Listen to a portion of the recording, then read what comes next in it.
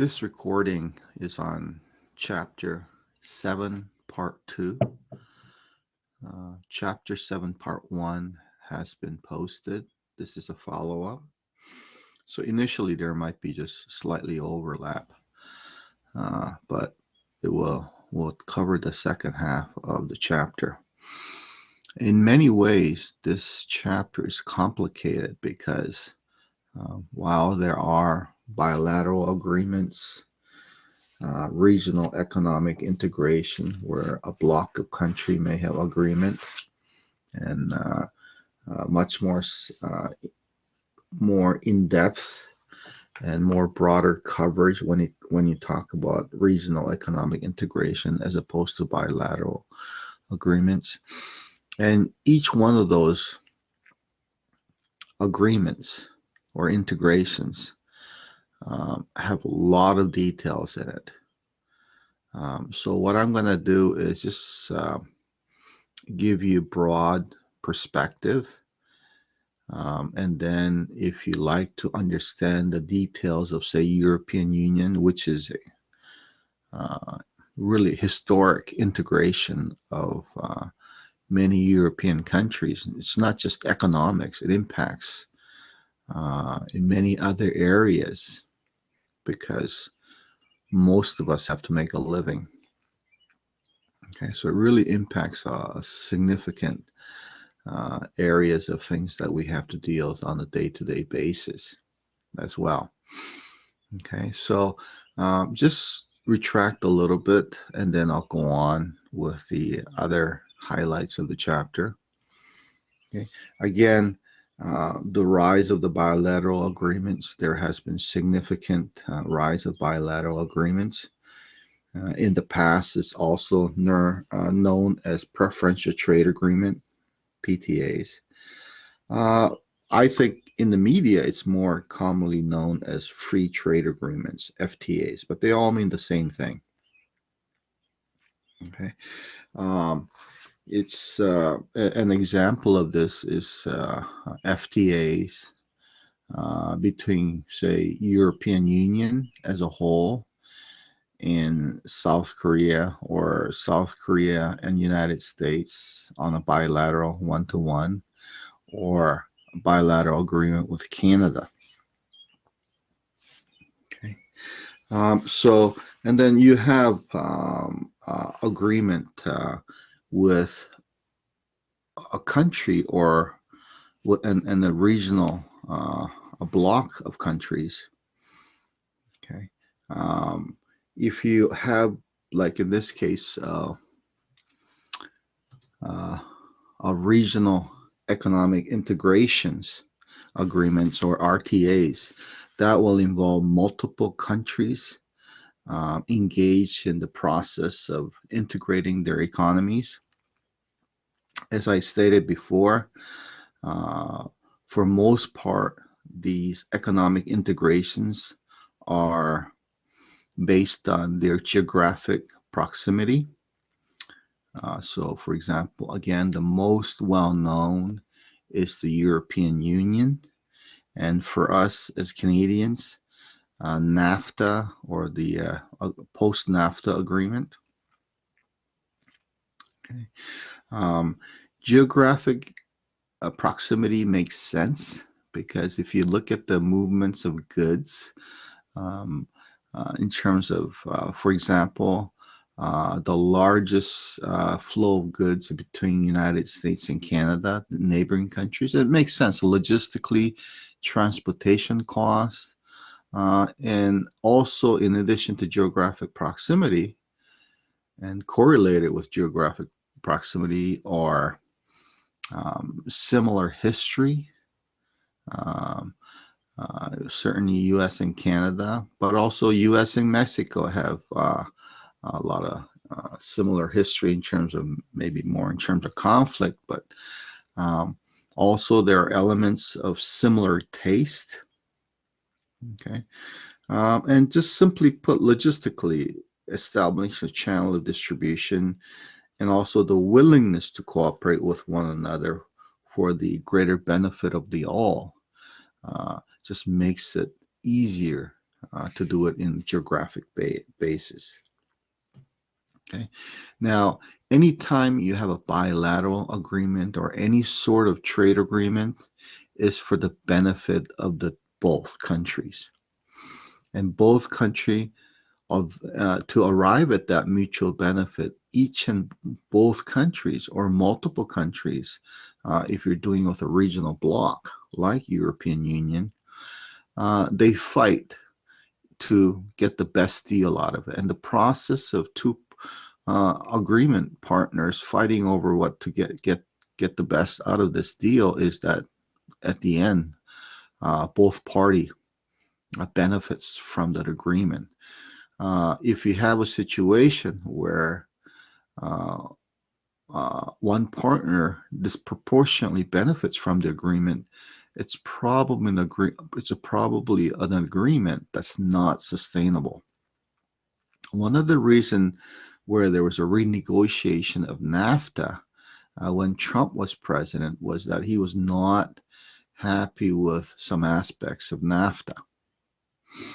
Okay, and he wanted renegotiated in a more better favorable term from the United States. So these agreements are flexible. There are means to be negotiated as well, but the foundation of any agreement is one of mutual benefits. Otherwise, it's not sustainable.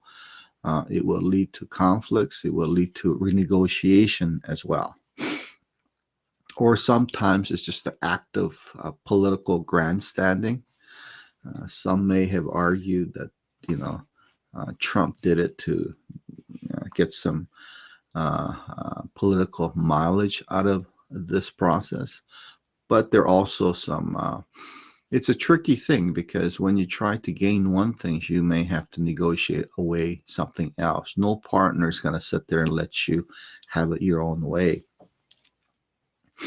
There are two basic types of regional economic integration. And really the foundation of these integration agreements or bilateral agreements is to eliminate or reduce barriers to trade.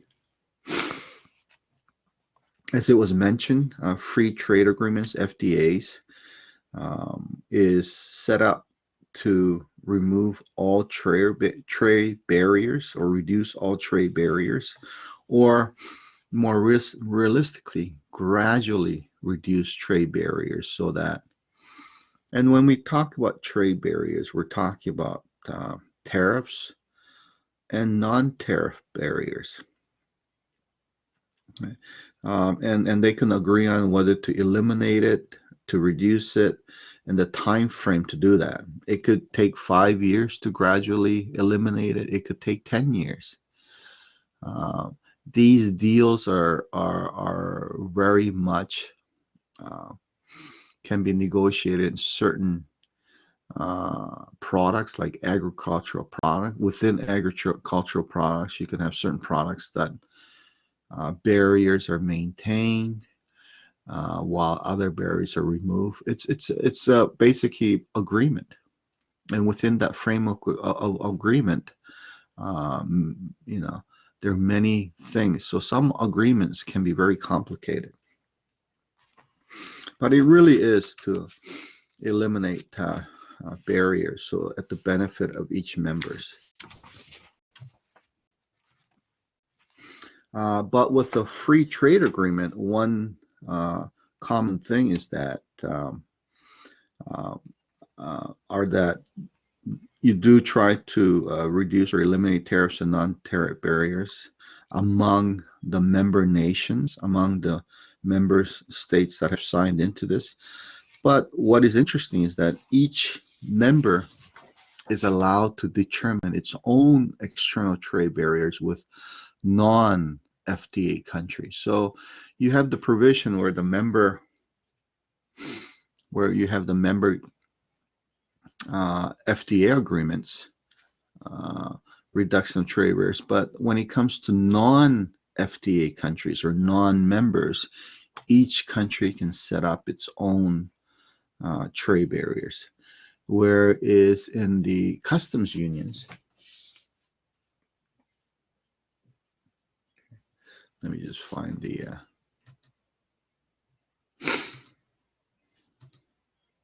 okay. Let me just go back to this PowerPoint here. So some of the examples of regional trade agreements, integration confined to region and involving more than two countries are European Unions, European Free Trade Areas, North American NAFTA, the ASEAN, Association of Southeast Asian Nations. This has become a very important regional trading bloc, and they're increasing its power because there's a lot of potential for growth for Southeast Asian nations. I'll talk about this later. And then you have the common market of Eastern and Southern Africa. There's one in Caribbean. There's one in South America, and so on. There's regional trading blocs in all the major areas of the continents around the world. And some are more well known and some are not. I think what you'll see increasingly, Southeast Asian nations becoming more important in terms of trade.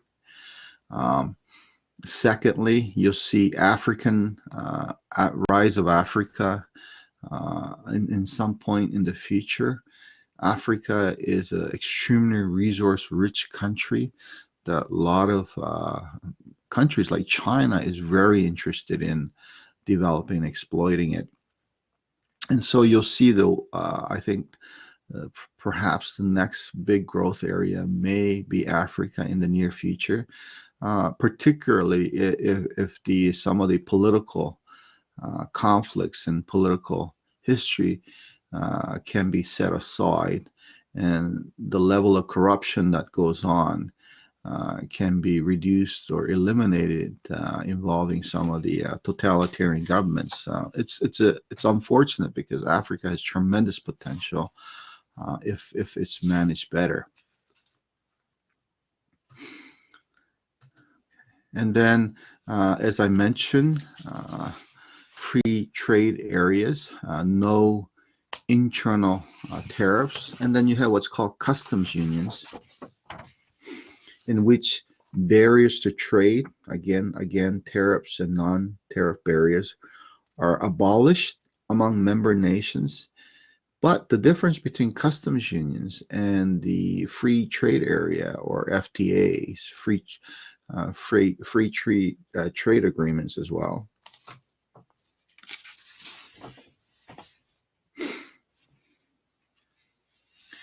okay, is that in the customs unions, there is a common external barriers that are levied against non-member countries. So the distinction is in the free trade agreement, you have each member that is allowed to set up trade barriers with non-FTA countries or non-member countries to the agreement. Whereas custom unions, it is common external barriers levied against non-members. So that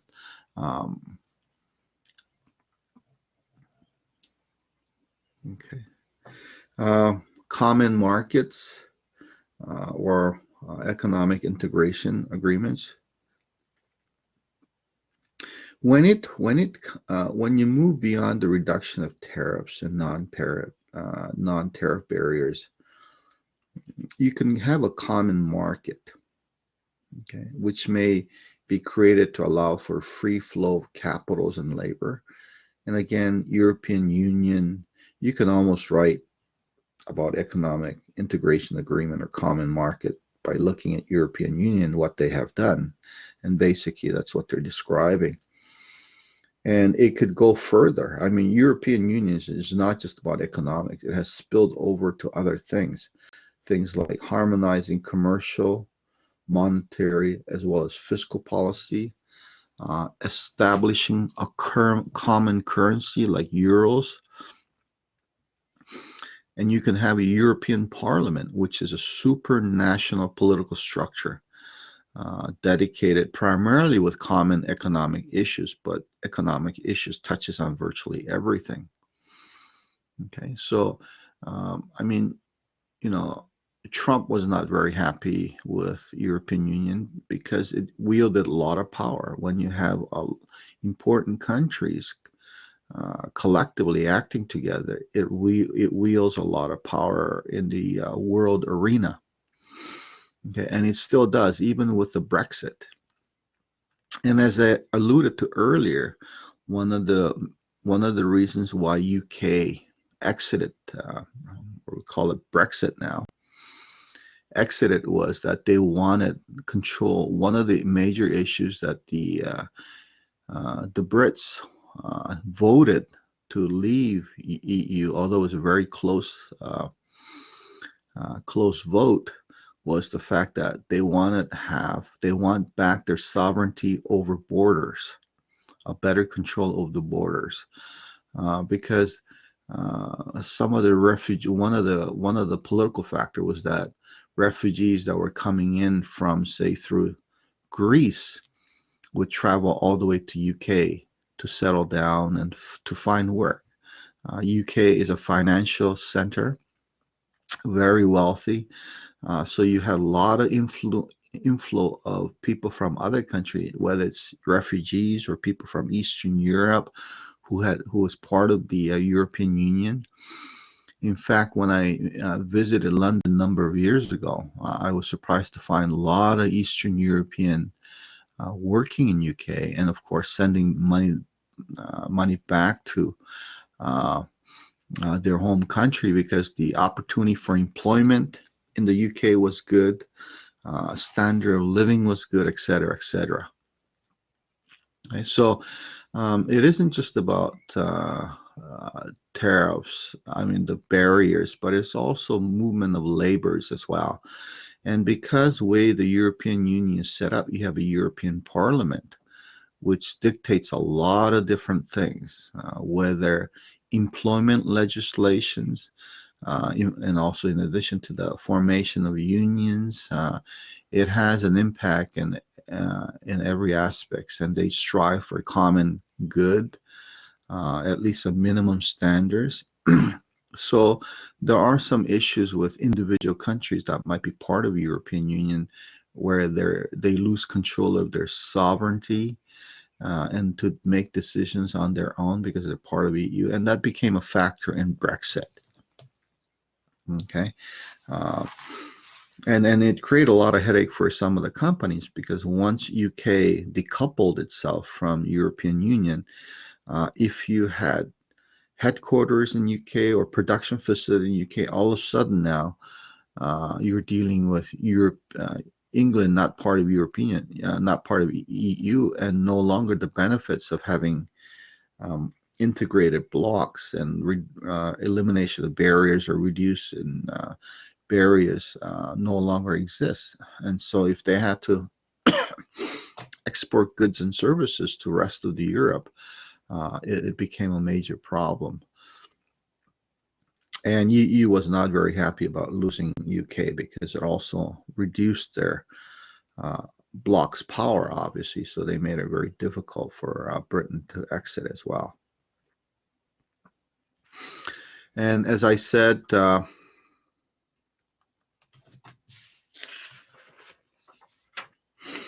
the effects of integration, the regional economic integration, can affect member countries, not only in terms of economics, but also social, cultural, and political ways.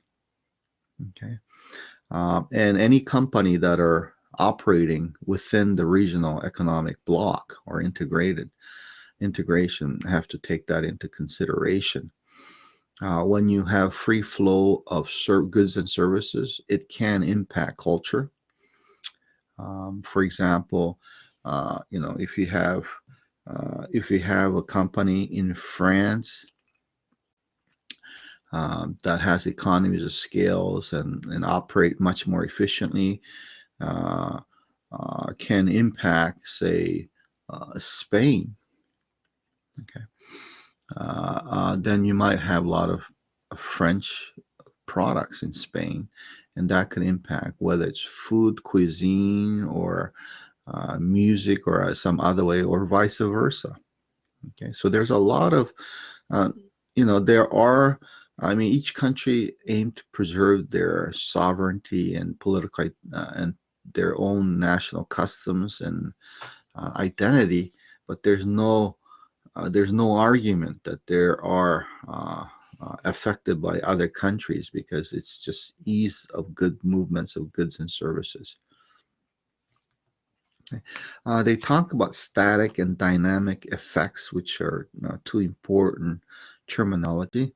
And static effects represent shifting of resources from inefficient to efficient firms as trade barriers fall. We'll talk about this a little bit later, but one of the things that when you have an agreements like this or free trade agreements or economic integration is that hopefully companies and organizations that are more efficient win out because they can produce services, goods and services cheaply and better than their competitors, and thereby being more efficient, and thereby providing customers with reduced cost and better products, better quality product as well.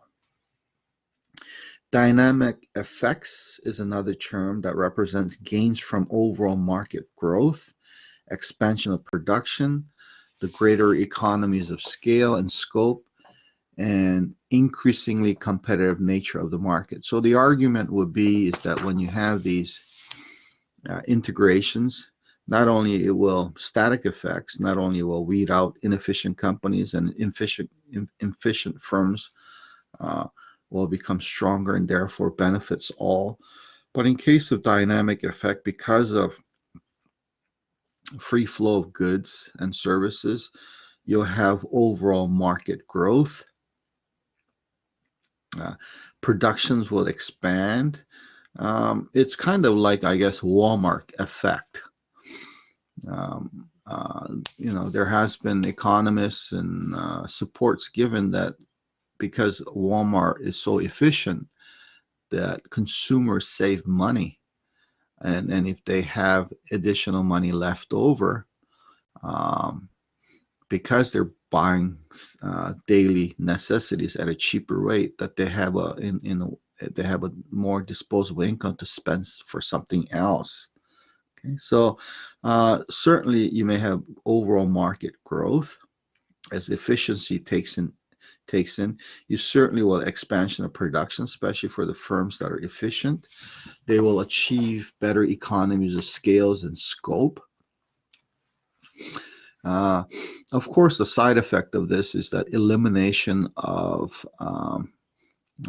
smaller firms or inefficient firms, and I mean, the best way to sort of talk about that is Walmart, right? Walmart have started in the rural areas where it destroyed and did away with a lot of smaller mom and pop stores. And it's kind of like that effect in that way. Okay, so you may end up with less number of firms that are extremely efficient, that have achieved economies of scales, much more efficient at what they produce and how they distribute, and also more varieties of good, perhaps, because now they have access to a larger number of customers and market. And also, certainly, these are all a result of increasingly and continuous competition in the market. Okay, static effect. Going back to static effect, where we saw elimination, shifting of resources from inefficient to more efficient firms. They talk about trade creation within this static effects. You'll have two conditions. One is trade creation, one is trade diversion to achieve more efficiency.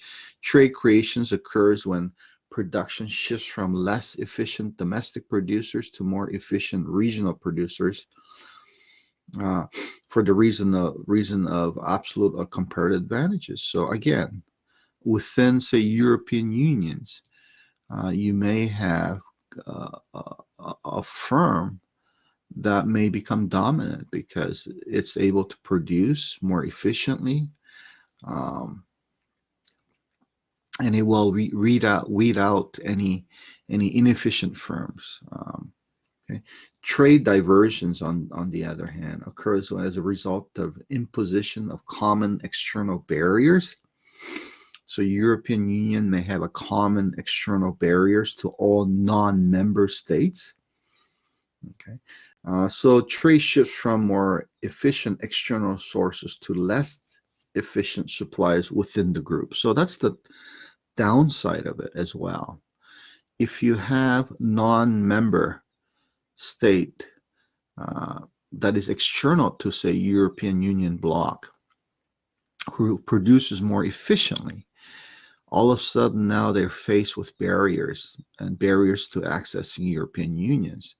So in effect, the part of the benefit of the European bloc within the domestic producers, and they protect those domestic producers that are efficient within the bloc, but however, if you have external producers or firms that can produce even more efficiently, they're now blocked out to a large segment of the markets. So what you have is if you have more efficient external sources, uh, now shift to a less efficient suppliers within the group.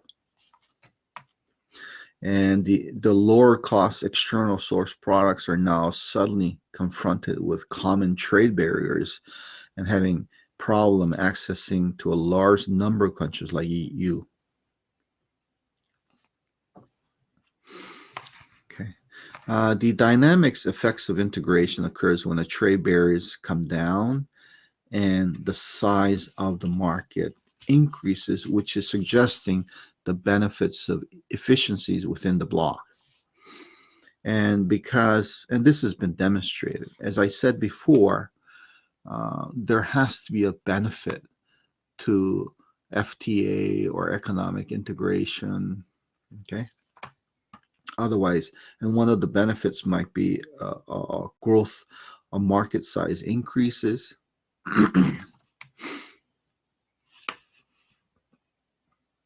Okay. And because of you have access to a larger market, the competitors are able to reduce their unit costs by capturing economies of scales. Okay, and so the customers now have gained access to wider varieties of goods at a lower cost, higher quality, and so forth. Okay, and this is all because of efficiencies. This is because of increasing competition and so forth. So economic integration by default means for any company within that member state have access to all the member states. So you have a much larger market. The wealth of that block may increase as well. Okay. And also as a block, you can have a common external barriers. And also people who want, if the other country wants to have access to European Union, they need to negotiate with EU as a bilateral trade agreement. Okay. And I would imagine that's what Britain has done. Once the Brexit has occurred, they had to not only turn around and negotiate bilateral or other free trade agreements with all the rest of the world because they're no longer part of the European Union, but they had to turn around and also negotiate this with European Union in itself. And there was a lot of uncertainties involved, a lot of complexity involved, very time consuming, etc. And that impacted Britain's economic performance for a while because investors, companies do not like uncertainties. Okay, and we'll see. I mean, I'm sure there's a very much study, research that could be looked at in terms of post-Brexit and how that has impacted Europe in general and in UK and more specifically.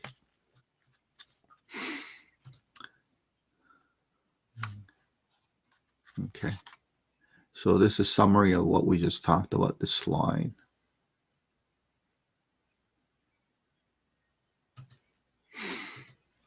Some of the regional trading groups, major regional trading groups, okay. European unions, change from European Economic Community to European Community to European Union. I think that changes are reflection of more integrations. It may have initially started out with just means of economics, but now they have European parliaments. They have currency euros. As the name changed, it became more integrated among the nations. This is the largest and most successful regional trade group in the world. Again, provides free traders. That's a reduction of tariff and non-tariff barriers of goods, capitals, and people. And that's a lot. I mean, if you can travel from one EU member states to at the opposite end of the EU member state without any inhibition of mobility and capital. And then they had this is customs unions because they use as a common external tariffs for all the other non-EU members. And again, euros, common currencies as well. I think many of you are already familiar with it. These are the member EU states, and it encompasses most of the largest countries in Europe, the wealthiest countries in Europe.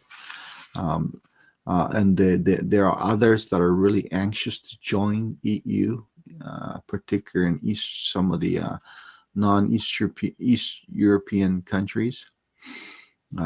Countries like Turkey wanted to join EU, but they had some issues, employment-related issues, political freedom-related issues that had made it difficult. But being part of EU, particularly if you're a smaller Eastern European country, meant that you see the wealth of the country increases by being able to have that mobility and reduction of barriers or elimination of barriers. Okay, again, this European Court of Justice. So it isn't just, although the basis of EU was economics, it's gone much beyond that, and there's a lot of details on this in the textbooks, and there's a lot of materials on EU.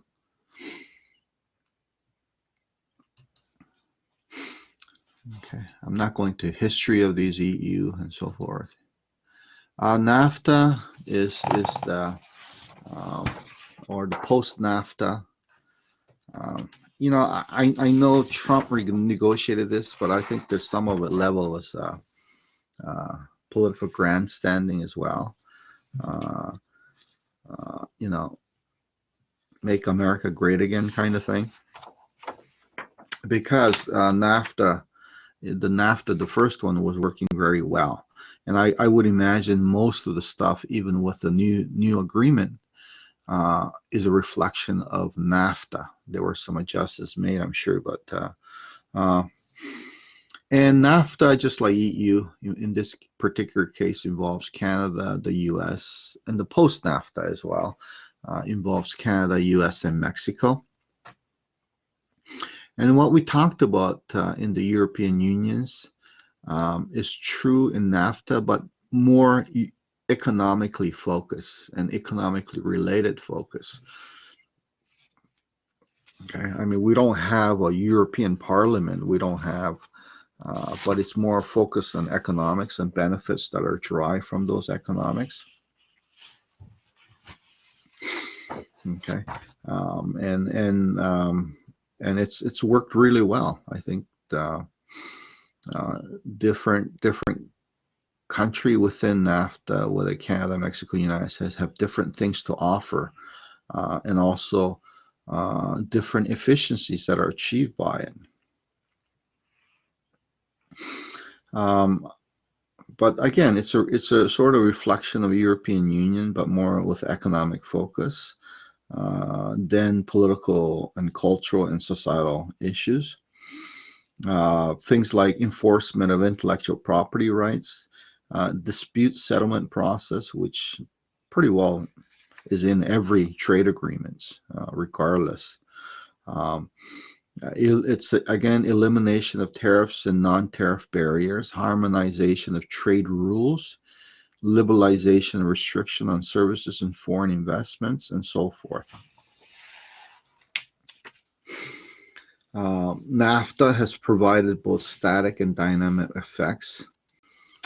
Of course, the big thing is Canada and the US benefited from the lower cost of agricultural products from Mexico, really lower costs from Mexico. I mean, labor costs, labor costs are lower in Mexico.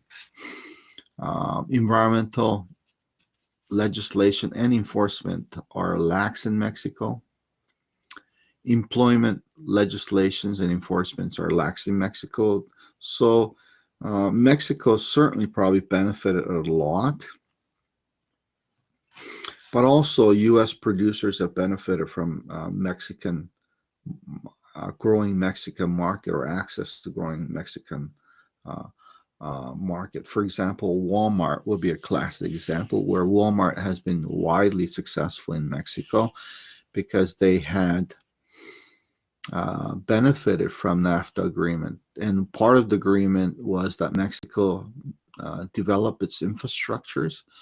And Walmart is really known for logistics, right? Moving goods. They have to move so many goods very fast, efficiently, and so forth. So also having ability to build stores and have a foreign direct investment in Mexico, and with improved infrastructures in Mexico as part of NAFTA requirement. Okay, so it is I mean, NAFTA and post-NAFTA is a good example of trade diversion in which Canadian and US companies have shifted some production facilities to Mexico from Asia because of the benefits of trade agreements. One of the things one of the things I do want to point out, that in order to fall within NAFTA rules, the rules of origin requires that at least 50% of the net cost of the most products originates within the region if those products are to be eligible for more liberal tariff conditions within the blocks. Now, I can tell you that there are a lot of foreign companies that want to have access to particularly the U.S. market. I mean, U.S. market is still very lucrative. U.S. is still the largest economy, and Americans like to spend. American likes truly is a consumer economy, and Americans will spend even if they have no money. They just charge it to the credit card. Okay. And the keeping up with the Joneses and the reflection of media's material wealth and how some of these celebrities, the material wealth that they demonstrate. In other countries, if you drive around in expensive cars, people will frown upon it. But in the U.S., it's a show of success, very much consumerism, materialism. So a lot of companies want to have access to U.S. market. And many of them have it through Mexico. They will set up facilities and build and assemble it in Mexico and then funnel it through US and Canada. So Mexico has benefited enormously from this arrangement. But as the Mexicans have more disposable income, they want to buy things from Walmart, so more products from developed countries. So there's a mutual benefit. So in some of these trading blocks, if you have a wealthier country with less wealthier, there is a mutual benefit to do this. And the ultimate objective is to grow the wealth of all member states so that you have more disposable income, more money circulating, more benefits to all. I don't want to go into too much details of each one of these, but I do want to point out I mean, there's all kinds. There's several number of important.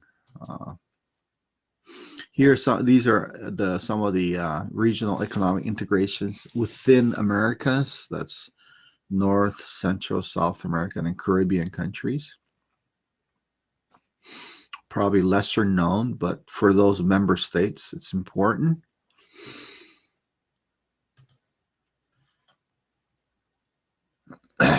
And these geographic locations, I think a lot of them are, if not all of them, are primarily geographic based.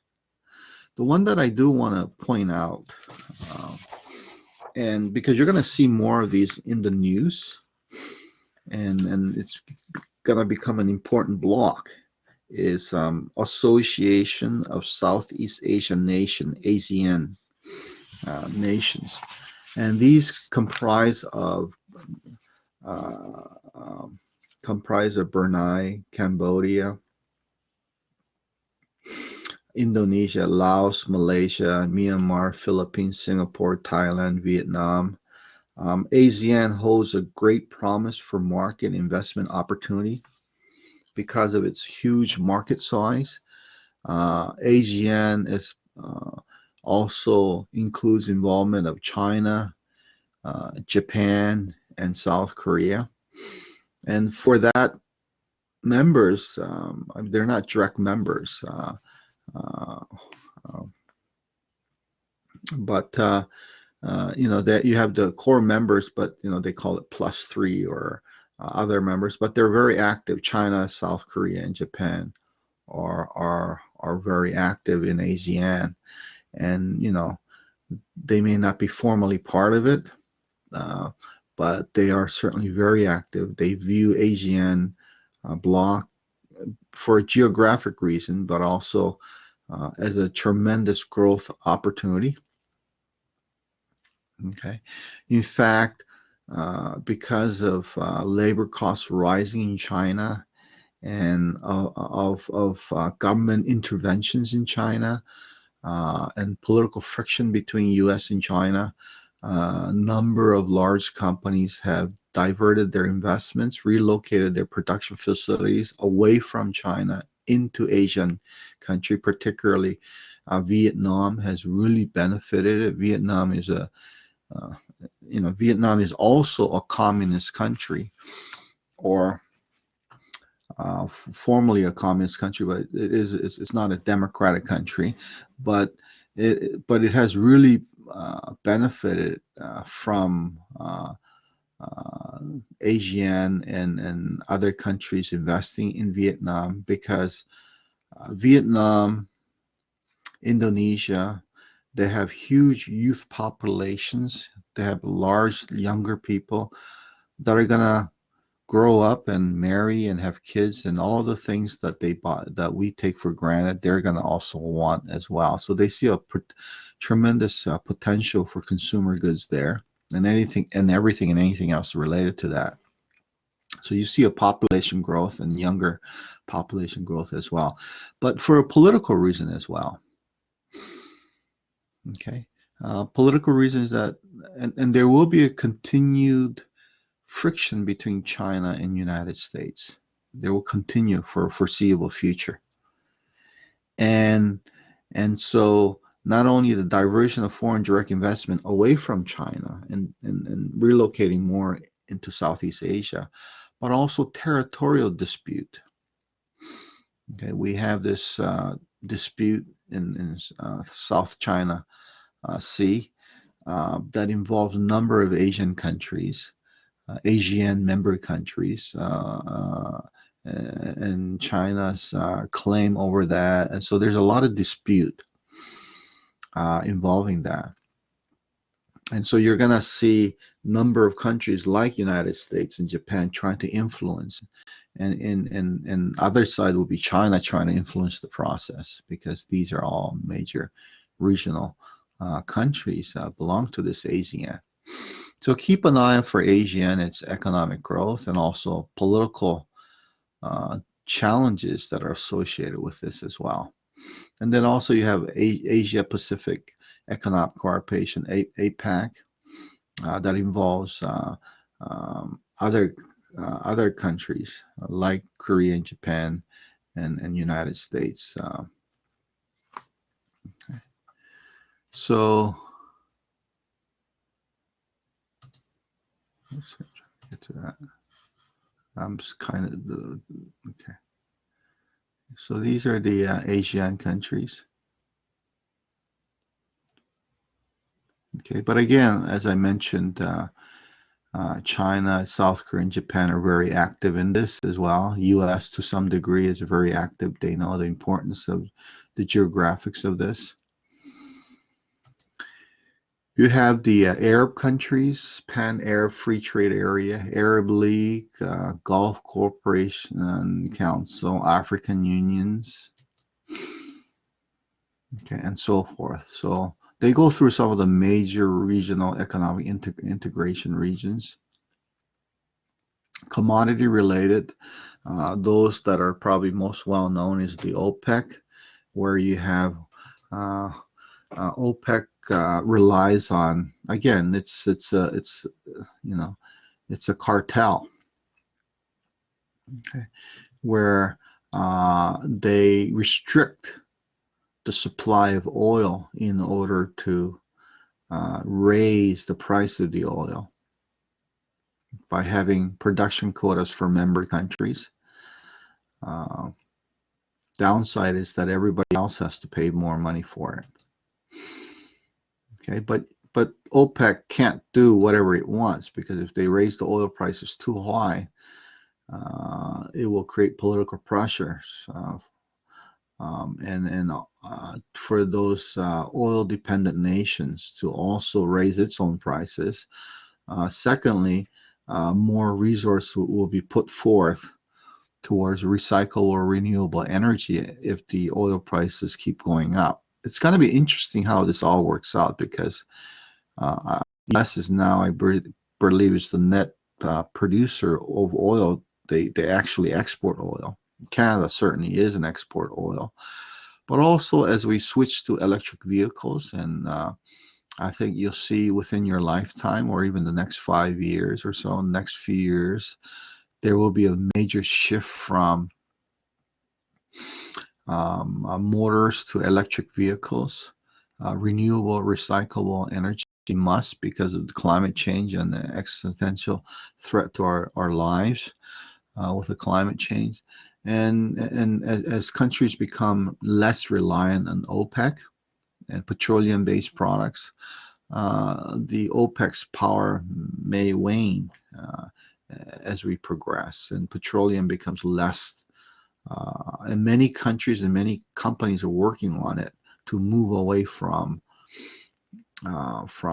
petroleum and try to renewable, recyclable energy, move to renewable, recyclable energy. Okay. Anyway,